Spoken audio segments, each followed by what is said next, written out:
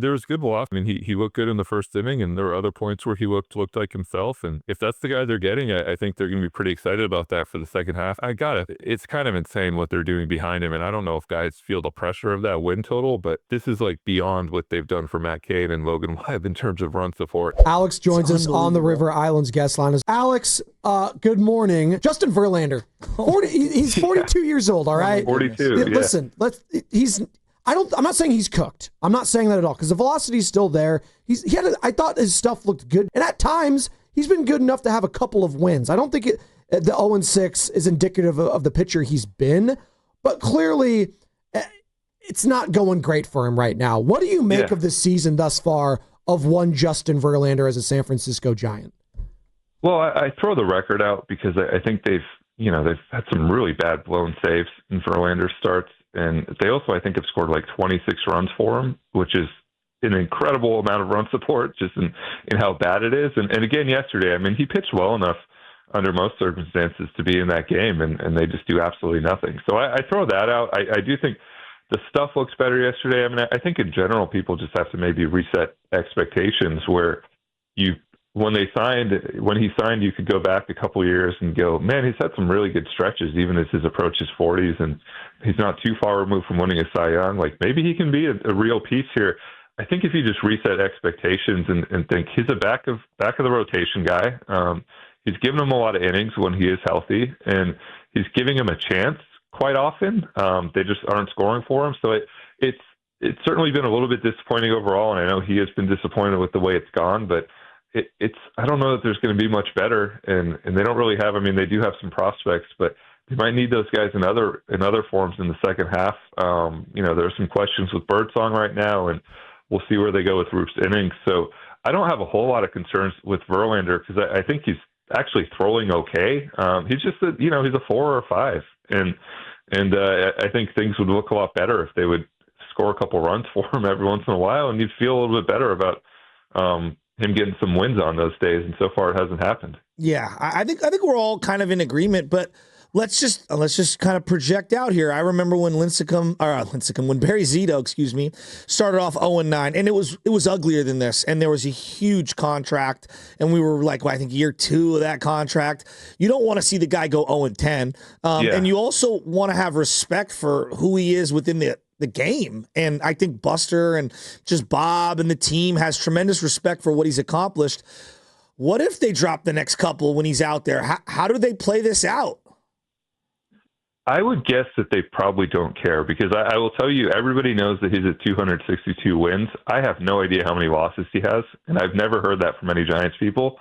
They all know the win total. Every single person in the organization knows the win total, but I don't think he's been doing this so long. I just don't think he cares about the loss total. And yeah, like something like 0-10, that would certainly stand out and probably become a little bit of a national story. But he's really, I'll give him credit. He's handled this really well.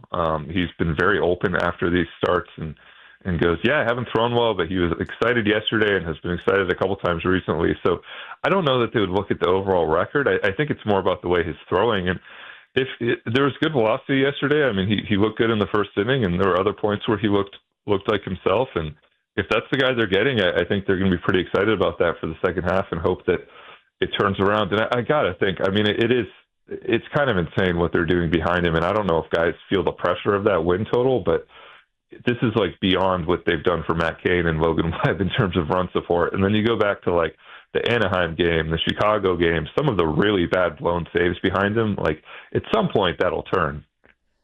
All right, who are you more concerned with right now? If you had to choose between the two players in terms of their importance to the team and just picking it up because it feels like they're kind of slumping right now.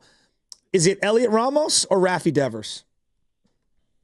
I'm actually not concerned about it. I would point to other people if you No, I know, but these guys, yeah. We'll get to those other guys. These two, I just think they're huge catalysts for them at the top of the lineup.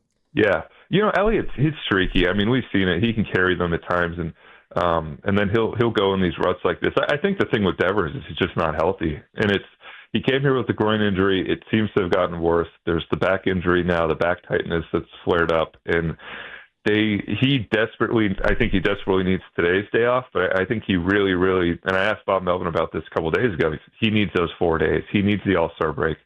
So I think they're pretty confident that once he gets through the break, and look, it's just he's a guy who wants to play every day, and you look at this lineup, and there's not really a reason to take him out of it, even if he can't run very well right now and he can't play a position. He's still giving them good at bats, and there's not a whole lot to throw into the lineup if you're going to give Devers a couple days off. So they haven't wanted to do that, but I do think they feel pretty confident that once he gets through the break, and they open in Toronto, a place he knows well from being in that division, I think they feel like he's going to turn it around. All right, we got Alex Pavlovic with us, Giants insider for NBC Sports Bay Area, and author of The Franchise, San Francisco Giants, a curated history of the orange and black. You can get it wherever you get books. Check it out on Amazon. It's on the baseball list, as he was just telling us. Well, you said, hey, there are other guys that I'm concerned about. I'll give you the guy I'm most concerned about in the everyday lineup, and that, for me, is Jung Ho Lee. I'm seeing a guy, they're throwing him middle away for the last 2 months. He just refuses to put the ball on the ground the other way. I know for a fact from people that have been working with the team, I know from everyone I've heard from, hey, we've been telling him go the other way. He's been working on it in pregame. He's been studying it, and it's been something that they work on, but for whatever reason, he gets into the batter's box and he can't execute. Is that the guy for you in Jung Ho Lee that you're most concerned about, or is it someone else?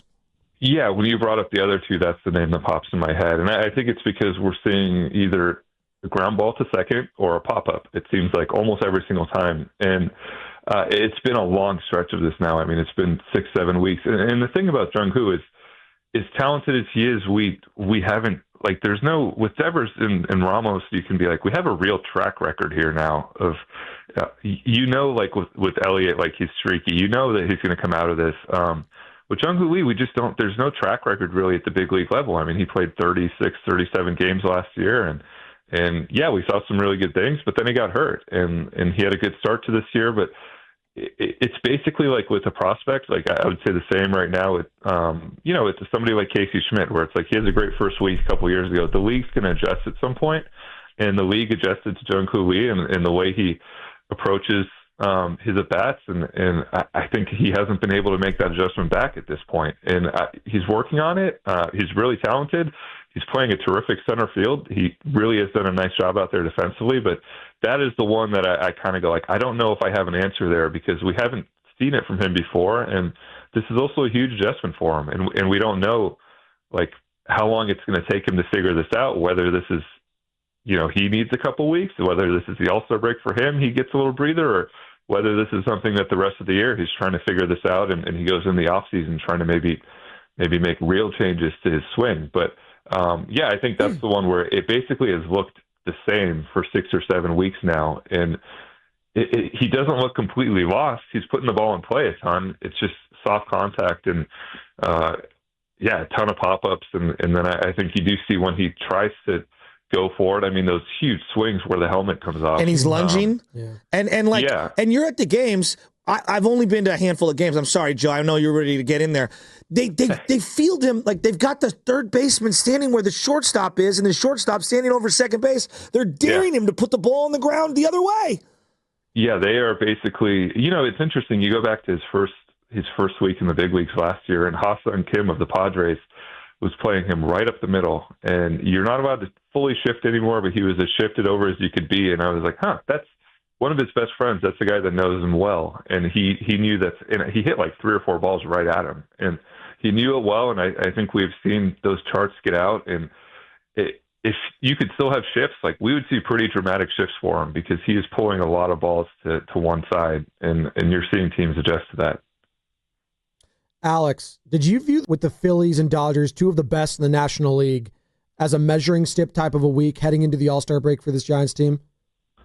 A little bit. I think, just in terms of, for me, it was more important when you look at the deadline coming up and showing, I think all of this is about showing Buster, like, what kind of team are you? And he showed a lot of faith in them, and he went and got Devers, and certainly showed faith in his manager. And then you go out and do what you did against the Marlins and the White Sox, and the start of that trip and that stretch they had. And for a bit there, I think they looked like a team that was like, you're showing your president of baseball operations, like, I don't know if this is the group, but he has a lot of faith in them. So I do think this is a homestand where it's a chance to show ahead of the deadline that you don't take anything away, and maybe, go and see if you can add a little bit. Who's a player that you think could be potentially on the chopping block and could get traded? Obviously, this is a team that's probably going to be trying to add than trade, but it takes two to tango sometimes. There's a logjam potentially at first. I know Dom Smith, clearly the best defensive first baseman. He's been pretty solid with the bat at times. And then hopefully Devers gets healthy sooner rather than later. And I know that Bob Melvin wants to kind of put him in that spot. Does that leave a guy like Wilmer Flores potentially, vulnerable for a trade here in the next couple weeks? No, they absolutely adore Wilmer. And I think, even if he has struggled a little bit recently, and even if he just ends up being a bench bat for him at points, they're fine with that. I think what you saw in the Devers trade, which was the Red Sox, first everyone asked for Bryce Eldridge, and the Giants say absolutely not. But after that, it was the Red Sox going to their pitching and saying, okay, Birdsong, Harrison, Wisenhunt, these are the guys we have interest in. And ultimately, they were not going to do that deal without Harrison. So I think if there's another trade, it's going to be similar. That there are a few things more valuable than young pitching and young controllable pitching. And if there's another move, and I'm a little hesitant to think there would be because they've really stretched themselves pretty far. But if there's another significant move, I think you'd be looking at someone in that AAA group of pitching, or maybe some of the guys below that. But it is really what they have right now to offer is, hey, we have a ton of young pitching, and we have some of it at the big league level, but we still have a little bit at AAA. And, there are these other guys who could fit into a bullpen somewhere potentially.